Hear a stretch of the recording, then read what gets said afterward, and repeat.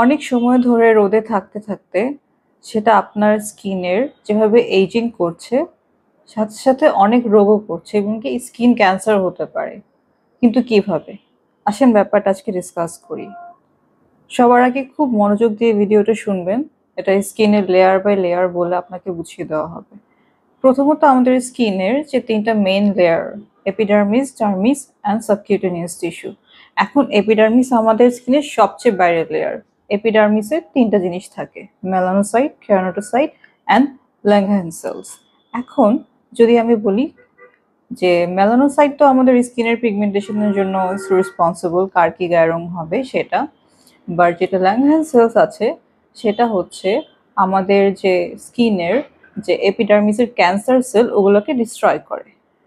আর যে কেরাটিনোসাইট আছে সেটা হচ্ছে আমাদের স্কিনের একটা অনেক বড় ইমিউন ফাংশন দেয়।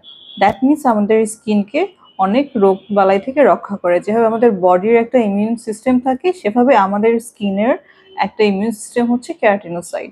সো আপনি বুঝলেন যে উপরের যে এপিডার্মিসের লেয়ারগুলো কিভাবে আমাদেরকে স্কিনের ক্যান্সার এবং স্কিনের যে অন্যান্য রোগ থেকে রক্ষা করে। এবার আসি স্কিনের ভিতরের লেয়ার যেটা ডার্মিস।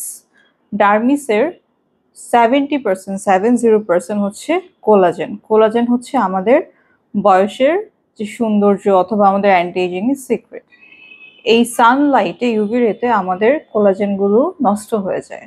সো আপনি বুঝতে পারছেন কিভাবে যে সানলাইটে বেশি ইউভি এক্সপোজারটা বেশি হলে আমাদের এপিডার্মিসের ক্যারাটিনোসাইটগুলো অথবা ল্যাঙ্গহান সেলগুলো নষ্ট হয়ে আমাদের স্কিন ক্যান্সারের ঝুঁকি বাড়াচ্ছে, অন্যান্য রোগের ঝুঁকি বাড়াচ্ছে। আর কিভাবে ডার্মিসের কোলাজেন নষ্ট হয়ে ইউভি রেতে আমাদের পুরা এইজিংটা বাড়ছে, এতে রিঙ্কেল হচ্ছে, স্কিনে স্যাগিং হচ্ছে।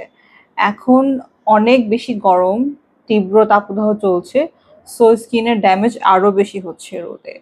তো আমরা কি করতে পারি এক্ষেত্রে? আমরা অবশ্যই সান প্রোটেকশন ইউজ করব। সান প্রোটেকশন শুধু সানস্ক্রিন দিয়ে না, অনেকভাবেই হতে পারে। সো স্কিন থেকে এসব জিনিস থেকে রক্ষা করার জন্য সান প্রোটেকশন আমাদের ইউজ করতে হবে। এখন সান প্রোটেকশন অনেকভাবেই করা যায়, শুধু সানস্ক্রিন না।